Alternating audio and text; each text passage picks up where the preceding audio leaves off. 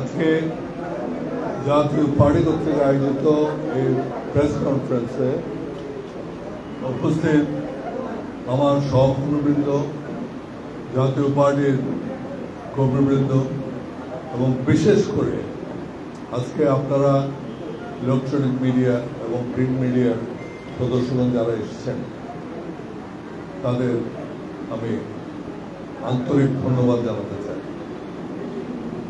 আমরা কিছুদিন ধরে চিন্তা ভাবনা করছিলাম যে একটা প্রেস কনফারেন্স করার দরকার আছে, কারণ কিছু অভিযোগ আমাদের জাতীয় পার্টির বিরুদ্ধে সময়ে সময়ে বলা হচ্ছে এবং এটা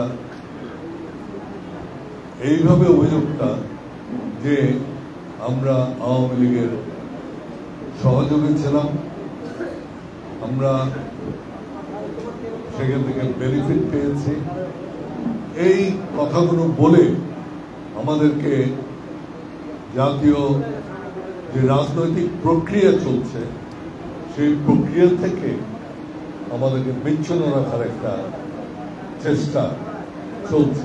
এবং আমরা মনে করেছি যে কিছু কথা বলার দরকার। যারা অভিযোগ দিচ্ছেন তারা সেই অভিযোগ বড় বড় অভিযোগে অভিযুক্ত বলে আমি মনে করি।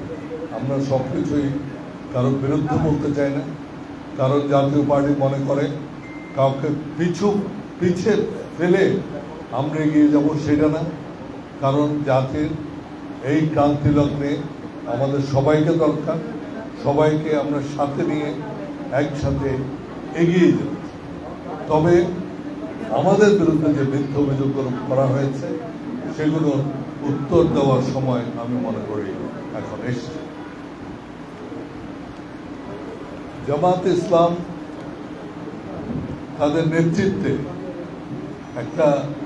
কয়েকটা দফা দিয়েছেন, তার মধ্যে একটি দফা হচ্ছে জাতীয় পার্টির কার্যক্রম নিষিদ্ধ করা।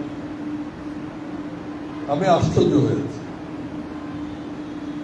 আমরা তাদের বিরুদ্ধে অনেক সময় অনেক অভিযোগ এনেছেন, আমরা কিন্তু কোনোদিন তাদের কার্যক্রম নিষিদ্ধ করা বা পার্টি হিসেবে নিষিদ্ধ করা এইটা কখনো বলিনি, কখনো এটাকে আমরা সাপোর্ট করি।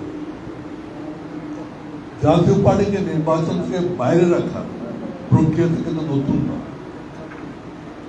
1990 সালে যখন জেনারেল শাহ রক্তপাত যাতে না হয় সেই জন্য স্বেচ্ছায় ক্ষমতা স্থানান্তর করেছিল। ব্যাকগ্রাউন্ড কি ছিল? ব্যাকগ্রাউন্ড ছিল একজন মানুষ সেদিন মৃত্যুবরণ করেছিল, ডক্টর মিলন। তার সেই মৃত্যুতে সরকারের কোনো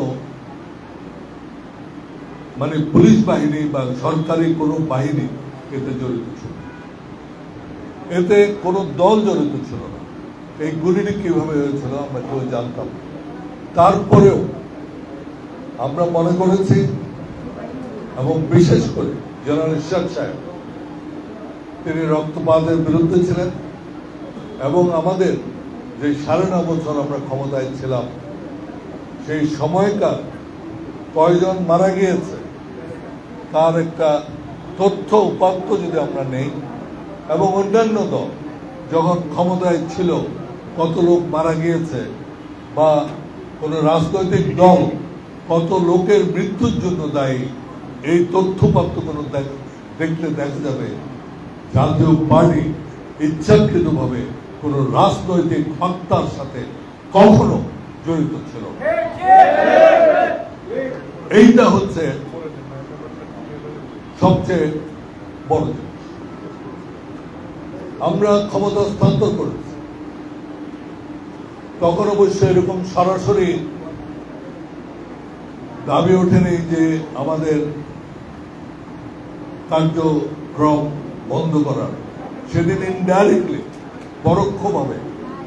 পরোক্ষভাবে চেষ্টা করা হয়েছিল কিভাবে এরশাদ সাহেবকে, যিনি ক্ষমতা ছেড়েছিলেন যার মন্ত্রীরা ক্ষমতা ছেড়ে দিল, যার সংসদ সদস্যরা পার্লামেন্ট থেকে বের হয়ে গেল, তাদেরকে আপনার স্পেশাল পাওয়ার্স অ্যাক্টে নিয়ে বন্ধ করে, যাতে জাতীয় পার্টি নির্বাচন করতে না পারে, সেই প্রক্রিয়া শুরু হয় সে 1991। জাতীয় পার্টির বিরুদ্ধে যেই কার্যক্রমগুলো করা হয়েছিল, তখন যে কনস্পিরেসিগুলো করা হয়েছিল, সেগুলো মানুষ জানে। এরশাদ সাহেব যখন তার নমিনেশন ফর্ম জমা দিতে গেলেন, সেটা তারা জমা নেয়। রংপুরের মানুষ সেদিন রাস্তায় নেমে বাধ্য করেছিল সেই নমিনেশন ফর্ম অ্যাকসেপ্ট করা। আজকে আমরা গর্ব করে বলতে পারি, যে লোকটাকে স্বৈরাচার বলা হয়, যে পার্টিকে স্বৈরাচারী পার্টি বলা হয়, সেই পার্টির নেতা হোসেন মাহমুদ এরশাদ জেলে বসে 5-5টা সিট থেকে তিনি নির্বাচিত হয়েছেন। 35টা সিট আমরা সেদিন পেয়েছিলাম। আমাদেরকে টেলিভিশনে বক্তব্য দিতে দেওয়া হয়নি, আমাদের কোনো কার্যক্রমে সম্পৃক্ত হতে দেওয়া হয়নি। তারপরেও সেদিন 35টা সিট আমরা পেয়েছিলাম, এবং এরশাদ সাহেব 5-5টা সিট থেকে তিনি জেলে থেকে নির্বাচিত হয়েছিলেন। যেটা পৃথিবীর ইতিহাসে, এটা বলার জন্য বলছি না, আপনারা ফ্যাক্ট চেক করতে পারেন, পৃথিবীর ইতিহাসে আরেকটা নেতা দেখাতে পারবেন না যিনি জেলে বসে, ক্ষমতা থেকে যাওয়ার পরে জেলে বসে 5-5টা সিট থেকে নির্বাচন। ইন্দিরা গান্ধী, তিনি sitting prime minister of India, Jawaharlal নেহরুর মেয়ে, কংগ্রেসের সভাপতি, তিনি সিটিং প্রাইম মিনিস্টার হিসাবে নির্বাচনে পরাজিত হয়েছে। তারপরেও আমরা এরশাদ সাহেবকে বলি স্বৈরাচার। আমি জানি না স্বৈরাচারের অর্থ। তখন থেকে যে কনস্পিরেসি আরম্ভ হয়েছে, সেটা এখনো চলছে। আপনার 91 সনের পরে আপনার আসলো 2006 সনে। যখন 2006 সনে আমরা মহাজোট করলাম, তখন আবার এরশাদ সাহেবকে নির্বাচন করতে দেবে না, তারা তার নির্বাচনী ফর্ম, নমিনেশন ফর্ম, সেটা রিজেক্ট করবে। আমরা সেদিন জাতীয় পার্টি স্লোগান দিয়েছিলাম যে নো এরশাদ নো ইলেকশন, এবং শেষ পর্যন্ত সেই 2006 সনের ইলেকশন আর হয়নি। 2008 সনে আমরা নির্বাচন। আমাদের এগেস্টে অভিযোগ কি? আমরা আওয়ামী লীগের সাথে সহযোগিতা করেছি, আমরা নির্বাচন করেছি। 2008 সালে প্রত্যেকটা পার্টি নির্বাচন করেছে, জামায়াতে ইসলাম, বিএনপি এবং অন্যান্য দল সকলেই সেদিন নির্বাচন করেছে, আমরাও নির্বাচন যখন হয়, তখন প্রত্যেকটা দল তার নির্বাচনী স্ট্র্যাটেজি ঠিক করে, তার সাথে আমি নির্বাচন। আজকে কি যারা মাঠে আছেন, যেসব রাজনৈতিক দল, তারা কি নির্বাচনের জোটে যাচ্ছেন না? নির্বাচনের জোট কি কেবল আপনার আইডিওলজিক্যাল ভিত্তিতে হয়? নির্বাচনের জোট হয় ইডিওলজি প্লাস আমার স্ট্র্যাটেজি, কিভাবে আমি সবচেয়ে বেশি নির্বাচনী আসন জয়যুক্ত হতে পারি। আজকে জামাত ইসলাম করবে না, আজকে জামাত ইসলামের সাথে আপনার না, ছোট দল না, আপনার হেফাজতের সাথে একসাথে নির্বাচন করার কথা বলছে না। কোথায় জামাত ইসলাম, কোথায় হেফাজত? ইসলামী আন্দোলন কোথায়? কেন তারা জোট করছেন? জোট করছেন নির্বাচনে জয়যুক্ত। আমরা সেরকম জোট করেছি। নির্বাচনে তারা বিএনপি করেছে, জামাত করেছে, হেফাজত করেছে, কে না করেছে 2008 সালে। আসেন তারপর 2014 সাল। 2014 সালে নির্বাচন হয়েছিল 2008 সালে নির্বাচিত সরকারের অধীনে, অর্থাৎ একটা বৈধ নির্বাচিত সরকারের আন্ডারে কিন্তু সেদিন নির্বাচন, বলতে পারেন কেয়ারটেকার গভর্নমেন্ট। কেয়ারটেকারের যে প্রভিশন ছিল কনস্টিটিউশন, সেটা বদলানো হয়েছে তখন যখন বিএনপি জামাত ওই পার্লামেন্টে ছিল। কই তারা যদি সেদিন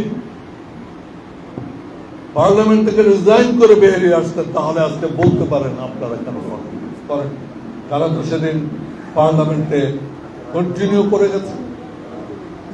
যখন এই কেয়ারটেকার গভর্নমেন্টের প্রভিশন যখন বাদ দেওয়া হলো, অ্যামেন্ড করা হলো, 13 অ্যামেন্ডমেন্ট, তাহলে সেদিন ওই বিএনপি তো পার্লামেন্ট থেকে বের হয়ে যাননি, জামাতও বের হয়ে যাননি।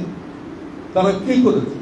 দে supported in a way by remaining within the parliament. দোষ হয় জাতীয় পার্টি। 14 সালে আমরা যে নির্বাচন করেছি সেটা 2008 সনে একটা বৈধ নির্বাচিত সরকারের অধীনে, আন্ডার দ্য কনস্টিটিউশন, যেই কনস্টিটিউশন অ্যামেন্ড করা হয়েছে in presence of both BNP and Jamaat.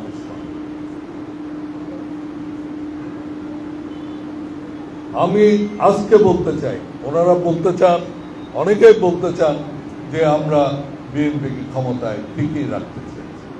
আমি আজকে ধ্যানহীন কণ্ঠে বলতে চাই, 2014 সনে জাতীয় পার্টি ইনিশিয়েটিভ নিয়েছিল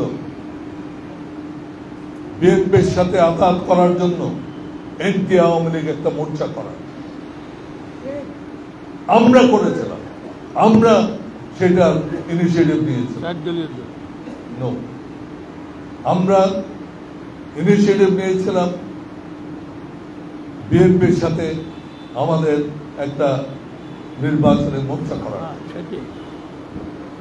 এবং এটা আমি শুনে বলছি না, আমি সেই মিটিং এ ছিলাম। এরশাদ সাহেব ছিলেন, আমি ছিলাম, এবং বিএনপির একজন শীর্ষ নেতা সেই মিটিং এ ছিলেন। তাহলে আপনারা যে বলছেন, আপনারা তো জানেন যে আমরা সেদিন একটা মোর্চা করতে চেয়েছিলাম আওয়ামী লীগের বিরুদ্ধে। আপনারা করেন, আপনারা সেদিন নির্বাচনে যান, সেটা তো আমাদের দোষ। আমরা নির্বাচন করেছি 2014 সালে। আপনারা 2014 সনের সেই নির্বাচিত সরকারের অধীনে যত আপনার স্থানীয় সরকার, সিটি কর্পোরেশন থেকে আরম্ভ করে, উপজেলা থেকে আরম্ভ করে প্রত্যেকটা নির্বাচন আপনারা করেছেন, আপনারা প্রত্যেকেই করেছেন। তাহলে রিকগনিশন আমরা দিয়েছি 14 সনের নির্বাচিত সরকারের অধীনে, 14 সনের নির্বাচিত সরকারের অধীনে আপনারা নির্বাচন করেছেন, আপনারা বৈধতা দিয়েছেন সেদিন এই আওয়ামী লীগ। আসতেছে, চুপ করো, আমি কথা বলছি। 2014 সনে সেইটা হয়েছে। তারপর 2018 সনে আপনারা তাহলে নির্বাচন করলেন কেন? 2014 সন যদি অবৈধ হয়, আপনারা যদি তার বিরোধিতা করেন, তাহলে সেই 2014 সনের নির্বাচিত সরকারের অধীনে আপনারা 2018 সনে কেন নির্বাচন? 2014 সনের নির্বাচিত সরকার, সেই সরকারের অধীনে আপনারা নির্বাচন করেন। সুতরাং সব পার্টি, এবং বিএনপি থেকে যারা নির্বাচিত হয়েছিল তারা তো পার্লামেন্ট বর্জন করেন, তারা সেই পার্লামেন্টে গেছে। দোষ আমাদের, দোষ আমাদের সুতরাং যেই দোষ আমাদের উপর দিচ্ছেন সেই দোষের বড় ভাগিদার হচ্ছেন আপনারা, যদি সেটা দোষ হয়। আমরা একটা নির্বাচনী দল, আমি বারবার একটা কথা বলেছি, জাতীয় পার্টি কোনো বিপ্লবী পার্টি নয়। এটা বিপ্লব করে না, এটা ভাঙচুর করে না, হরতাল করে না। এটা নির্বাচন করে, পার্লামেন্টে যায়, পার্লামেন্টে যেই সরকার থাকে সেই সরকারের বিরোধিতা করে। আজকে 2024 সনে আপনারা নির্বাচন করেন নাই, আমরা করেছি। যে কোন নির্বাচন, যেই 2018 নির্বাচনে আপনারা শরিক ছিলেন, সেই সরকারের অধীনে আমরা করেছি, এবং সেই নির্বাচনে আমরা একলা করিনি। এখানে আরো অনেক দল আছে, যারা সেদিন এই নির্বাচন করেছে।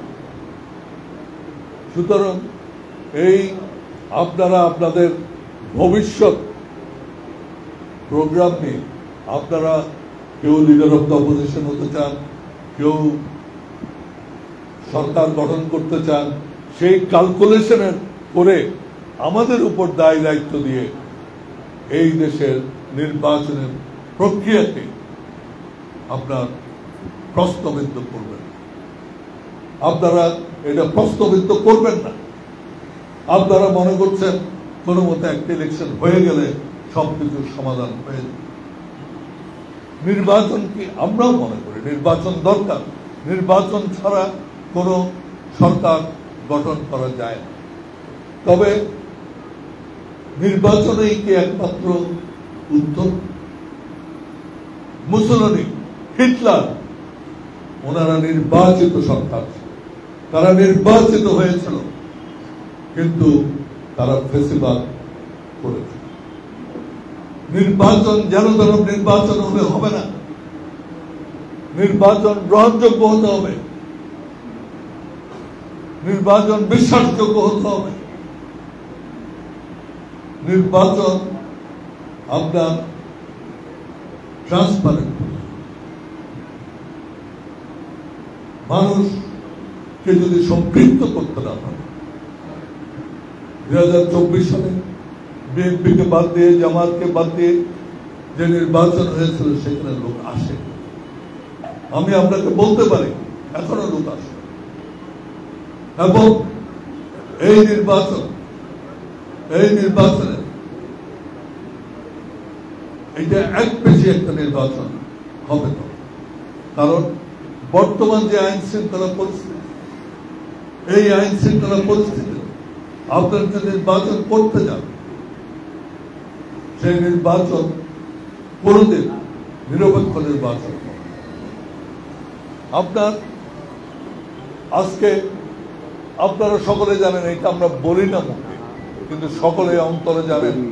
যখন জিজ্ঞাসা করি ওই সেক্রেটারি উনি কি জামাতপন্থী না আওয়ামী লীগ, পুলিশের যে কোনো একটা উচ্চপদস্থ লোকের কথা যখন উঠে তখন বলা হয় উনি কি জামাতপন্থী না যেই প্রশাসন সম্পূর্ণভাবে পলিটিসাইজড হয়ে সেই প্রশাসন দিয়ে আপনি কিভাবে একটা কিভাবে করবেন? আজকে ইউনিভার্সিটির ভাইস চ্যান্সেলর নির্বাচন করছেন, প্রশ্ন উঠে যাচ্ছে উনি কি বিএনপি পন্থী না জামাতপন্থী না ছাত্রপন্থী, যেখানে আজকে প্রত্যেকটা প্রতিষ্ঠান প্রশ্নবিদ্ধ। প্রত্যেকটা প্রতিষ্ঠানে যারা আছেন তাদের সম্বন্ধে কথা হচ্ছে উনি কোন দলের। সুতরাং যেই প্রশাসন দলীয়করণ হয়ে গেছে, সেই প্রশাসনের আন্ডারে আপনি করতে পারবেন নির্বাচন? এই কথাগুলো আমরা চিন্তা করছি না। আমরা নির্বাচন চাই। আমরা যত শীঘ্রই পারা যায় নির্বাচন আমরা চাই, কিন্তু সেই নির্বাচনের সেই নির্বাচনে এই যে আপনার কি বলে যে ওই না লেভেল প্লেইং ফিল্ড, সব জোর করে ওই হ্যাঁ না না না ওই সকলে জোর করে করে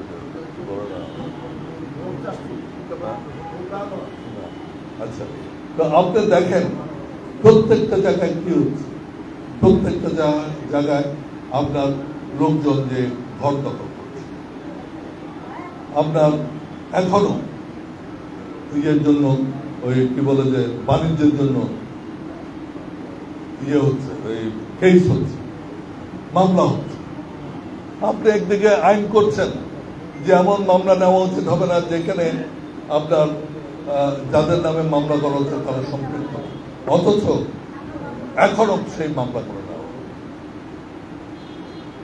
সুতরাং এইখানে যে আপনি যে অন্যায়গুলো হচ্ছে, যে চাঁদাবাজি হচ্ছে, যে লুটতরাজ হচ্ছে, যে দখল হচ্ছে, সেগুলো আপনারা বন্ধ করতে পারছেন না।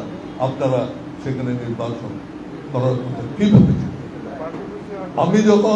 আমি যখন এই কথা বলছি তার অর্থ না যে আমি নির্বাচন চাই না, আমি নির্বাচন চাই, কিন্তু সেই নির্বাচন একটা লেভেল প্লেইং ফিল্ডে হতো, যেখানে এখনো দলীয় অফিসে আগুন দেয়। আর সবচেয়ে মজার কথা কি, আপনি এসছেন আমাকে অ্যাটাক করতে,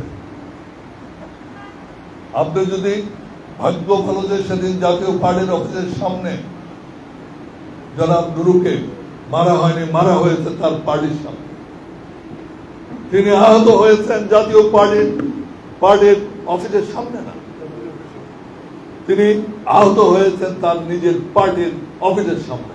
আর মামলা হয় তার নামে, জাতীয় পার্টির যারা সমর্থক তাদের নামে। এই অবস্থাতে এইরকম একটা পরিবেশে আপনি নির্বাচনের কথা বলেন? নির্বাচন বলা যায়, এমন নির্বাচন করবেন না যেখানে হিটলার মুসলিনের মতো আবার আরেকটা ফেসিবাদ আরম্ভ, অথবা গতবার যেগুলো হয়েছে আমাদের দেশে যে ফেসিবাদের উত্থান হয়েছিল সেই ফেসিবাদ। নির্বাচন is not the only answer. আজকে নির্বাচন করে আপনি করেন কি? আপনি একটি সরকার গঠন করেন, একটা পার্লামেন্ট করেন, কিন্তু এই সরকার যে ফেসিবাদ সরকার হবে না, তার প্রধান যেই নিয়ামক শক্তি সেটা হচ্ছে যে neutrality of the civil service, neutrality of the police force, neutrality of the judiciary.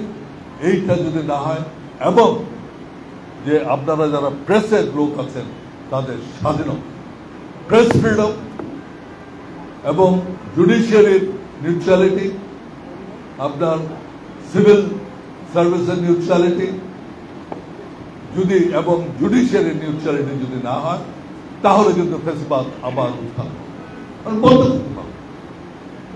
কারণ এগুলোই আপনার পক্ষে কাজ করবে ফেসিবাদের উত্থানে।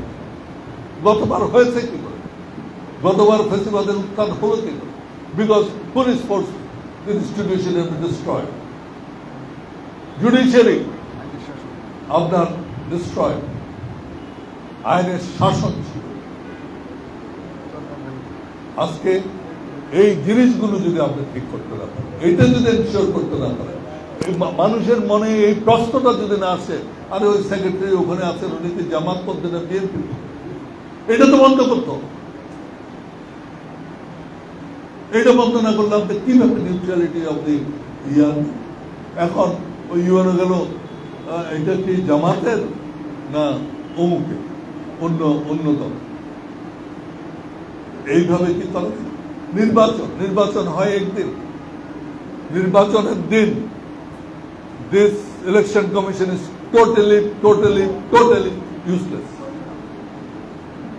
নির্বাচনের দিন কারা ইউজফুল? মাঠ প্রশাসন, ডিসি, এসপি, এদের ওই তো মাঠ প্রশাসন বলতে ওসি এবং ইউর। তো এদের নিউট্রালিটি আপনি কিভাবে এনশিওর করবেন? Let us talk about that. এই যে আপনারা বড় বড় সংস্কার, একটা সংস্কার আপনি করতে পারবেন না যদি এটা সাংবিধানিক সংস্কার উইদাউট দ্য পার্লামেন্ট ইলেকশন। কারণ এগুলো পার্লামেন্টে করতে হবে। আপনাদের মনে আছে আমরা যখন চলে গেলাম, এই পার্লামেন্ট ইলেকশন হয়েছে, ওই ইলেকশনে প্রেসিডেন্সিয়াল সিস্টেম থেকে পার্লামেন্টারি সিস্টেমে গেল। ইলেকশনের পরে আপনি যে আজকে কথা বলতেন, মানুষকে বোকা বানাচ্ছে, মানুষের দেশের টাকা নষ্ট করতেছে, সময় নষ্ট করতেছে। এত বড় একটা পরিবর্তন, সাংবিধানিক পরিবর্তন হয়েছিল যে প্রেসিডেন্সিয়াল সিস্টেম থেকে পার্লামেন্টারি সিস্টেম। কেবল সেটা না, এই কেয়ারটেকার গভর্নমেন্ট, এইটাও, এগুলো সব এসে কিসের মাধ্যমে? আমরা পার্লামেন্ট ইলেকশনের পরে পার্লামেন্ট গঠিত হওয়ার। সুতরাং আজকে আমি বলতে চাই, আপনারা যারা আমাদেরকে সংস্কারের কথা বলছেন, কোনো কিছুই এগুলো হবে না, এগুলো করতে পারবে, এগুলোর কোনো আইনি ফাউন্ডেশন থাকবে না। আপনি দেখেন, এই কেয়ারটেকার গভর্নমেন্ট পার্লামেন্টের মাধ্যমে হওয়ার পরেও সেই সংস্কার ছিল, সেই সংস্কার শরীর ফেলে দেয়নি। সুতরাং আপনি যে সংস্কারের কথা বলছেন, সেই সংস্কার জোর করে উপর থেকে চাপিয়ে আপনি সংস্কার করতে পারবেন। এই সংস্কার জনগণকে নিয়ে করতে হবে। জনগণের ভোটে যারা ইলেক্টেড হবে, নির্বাচিত হবে, তাদের মাধ্যমে একমাত্র এই সংস্কার সম্ভব। আমেরিকা থেকে আসা, লন্ডন থেকে আসা, বিদেশ থেকে আসা বড় বড় পিএইচডি ডিগ্রি থাকলে কোনো লাভ হবে? তারা যদি ইলেক্টেড হয়ে পার্লামেন্টে যান, ওয়েল এন্ড গুড। এই দেশের শাসন ভার আমাদের কনস্টিটিউশনে, আমাদের সংবিধানে আছে, is elected members of parliament. আপনি একটা জিনিস ভুলে যাবেন না, কিছুদিন আগে ইউনূস সাহেব বলেছেন তার কাছে দৈত্য আছে, যেই দৈত্য দিয়ে তিনি যে কোনো কাজ করতে পারেন। আমি বলেছি তাকে, যে যারা এই কথা বলেছে তারা ভুল অ্যাডভাইস দেন, তার কাছে কোনো দৈত্য নাই। তিনি ওথ অফ অফিস নিয়েছেন এই সংবিধানের সামনে রেখে।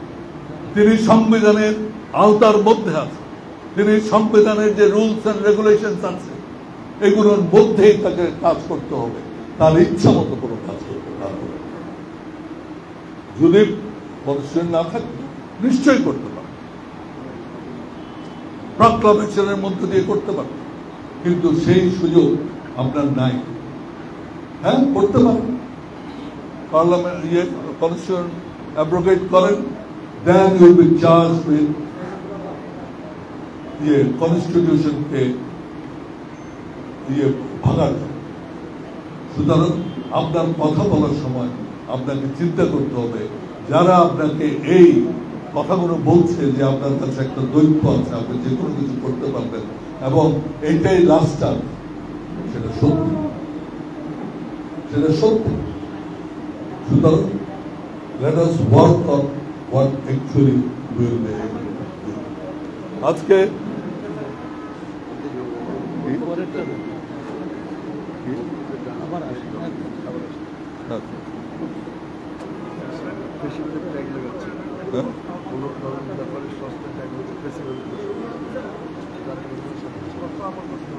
কথা হচ্ছে যে সবচেয়ে বড় জিনিস হচ্ছে যে আপনার আমাদেরকে আমাদের এই নির্বাচন আমরা চাই, এবং সবচেয়ে সহজ উপায় হচ্ছে যে আজকে পিয়ারের কথা বলছে, পিয়ারের কথা এরশাদ সাহেব বলছে, প্রপোর্শনাল রিপ্রেজেন্টেশন আমি সাপোর্ট করি, and there are ways of doing ইট।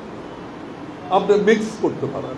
আমরা মহিলা আসন দিচ্ছি না 50টা, সেই 50টা আসনের জায়গায় 100টা করলে আমরা সেখানে পিয়ারে কিছু ভালো লোককে যারা নির্বাচন করতে পারে না তাদেরকে আনতে পারি, কিন্তু সেটা তো করতে পারেন। আজকে 50টা সিট থেকে 100টা মহিলার আসন আপনি করতে পারেন, কারণ কনস্টিটিউশন আপনাকে কনস্টিটিউশন অ্যামেন্ড করতে হবে। সুতরাং এই সব কথা বলে মানুষকে বোকা বানানোর কোনো দরকার নেই, সময় ক্ষেপণ করার দরকার নেই। আপনাদের দায়িত্ব একটা, how to make the administration neutral. কখন আপনারা মানুষের মন থেকে এই কথাটা সরাতে পারবেন, যারা প্রশাসনে আছেন তারা কি জামাত, না তারা বিএনপি, না তারা আওয়ামী লীগ? এই প্রশ্ন যেদিন আমরা সরাতে পারবেন তখন আমরা মনে করব এই প্রশাসন একটা নিউট্রাল প্রশাসন। আজকে জাজ জাজ জাজ আপনারা সকলে জানেন, হয়তো লিখবেন। এখন আমি যতদূর জানি press censorship is much more stronger than earlier. Fascist রেজিমে যেই ইয়ে ছিল, প্রেস সেন্সরশিপ ছিল, তার চেয়ে এখন অনেক বেশি প্রেস সেন্সরশিপ। আপনারা লিখবেন না আমি জানি, কিন্তু সকলে কথা যখন বলি তখন বলেন যে এই জজ বিএনপি ঘরানার, ওই জজ জামাতি ঘরানার, এই কথা তো শুনছে। সুতরাং আপনাদের দায়িত্ব আজকে টু মেক দ্য অ্যাডমিনিস্ট্রেশন, আমি অ্যাডমিনিস্ট্রেশন বলতে সিভিল প্রশাসনের কথা বলছি, আমি পুলিশের কথা বলছি, আমি জুডিশিয়ারির কথা বলছি, এবং সর্বোপরি এটা আমি বিশ্বাস করি। আপনারা হয়তো মনে করতে পারেন আজকে বলছি, আমার পার্লামেন্টে স্পিচ আফটার স্পিচ, আমি প্রত্যেক বছর যখন ওই একটা স্পিচ বাজেটের পরে হতো তখন কিন্তু আপনাদের এই প্রেস ফ্রিডমের উপর আমি কথা বলতাম, প্রেস ফ্রিডমের উপর আমি কথা বলতাম। আমি চাই প্রেস ফ্রিডম, কারণ এই ফোর্থ স্টেট যদি না থাকে এই দেশ আবার এই ফেসিজমের দিকে যাবে। Press freedom is one of the most important things, along with the neutrality of the total government. Cabinet can be party. আজকে অন্যান্য দেশে দেখেন একই জিনিস। সুতরাং আমি এই কথাগুলো এই জন্য বলবো, কারণ আমাদের বিরুদ্ধে অনেক কথা বলা, এই কথাগুলোর কোনো ভিত্তি নেই। যে অন্যায়ের কথা বলা হচ্ছে, যে আরেকটা কথা বলে, জাতীয় পার্টি একমাত্র পার্টি যার নেতৃবৃন্দের এগেইনস্টে কোনো কারাপশনের কেস হয়। আমরা চাঁদাবাজি করি নাই, আমরা ব্যাংক নিই নাই, আমরা লুটপাট করি না। আমরা যখন ক্ষমতায় ছিলাম আমরা তো ব্যাংক নেই, আমরাই ব্যাংক দেওয়া আরম্ভ করেছি। আমরা তো ইন্স্যুরেন্স কোম্পানি নেই, আমরা তো বড় বড় আপনার বিজনেস হাউস করিনি। আজকে এইটা আমরা বুক ফুলি যে আমরা চাঁদাবাজি করি, আমরা মানুষের প্রপার্টি দখল করি, আমরা মানুষ মানি, আমাদের হাতে রক্ত যেটা ইচ্ছাকৃত ক্ষমতায় থাকার জন্য। হ্যাঁ, হয়তো হতে পারে আপনার নর্মাল মিশন চালানো, এটা আমি চ্যালেঞ্জ দিই আপনাদের। আমি জানি অনেক কথা বলেছি, হয়তো ইয়েতে কভার হবে না মিডিয়াতে, বাট পত্রিকায় আমি একটা অনুরোধ করি, আমাদেরকে একটা চান্স দেন, আমাদের কথাগুলো যাতে মানুষ শুনতে। এই অনুরোধটুকু আপনাদের কাছে যে আমাদেরকে একটা চান্স, আমরা দেশের জন্য কিছু করতে। রুহুল আমিন হাওলাদার আমাদের সময় কি কি করেছে তার একটা ছোট্ট ভেরি স্মল পার্ট বলেছে। আজকে উপজেলা হয়েছে বলে সমগ্র বাংলাদেশে একইভাবে উন্নয়ন হয়েছে।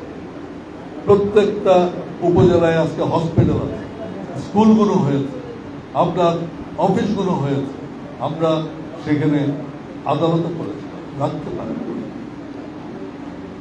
আমরা অনেক রিফর্ম করছি, রাখতে পারিনি। যারা আজকে রিফর্মের কথা বলছে তাদের কারণ। সুতরাং আমাদেরকে একটা সুযোগ দেন যাতে আমরা সুন্দরভাবে রাজনীতি করতে পারি। আমরা কিন্তু কারো বিপক্ষে, আমরা কারো বিপক্ষে না। আমরা প্রত্যেককে নিয়ে, আমরা কাউকে পিছিয়ে ফেলে যেতে চাই, আমরা সকলকে নিয়ে এগিয়ে যেতে চাই, সকলের সাথে ঐক্যবদ্ধ হয়ে এই দেশকে এগিয়ে যেতে। এই আমার অনুরোধ আপনাদেরকে। আবারও অনেক ধন্যবাদ, বিশেষ করে ইলেকট্রনিক এবং প্রিন্ট মিডিয়ার আমার ভাইদের, যে আপনারা কষ্ট করে এসেছেন, এখানে এতক্ষণ ছিলেন, আমার বক্তব্যটা শুনেছেন, আমার সেক্রেটারি জেনারেল বক্তব্য শুনেছেন। ধন্যবাদ।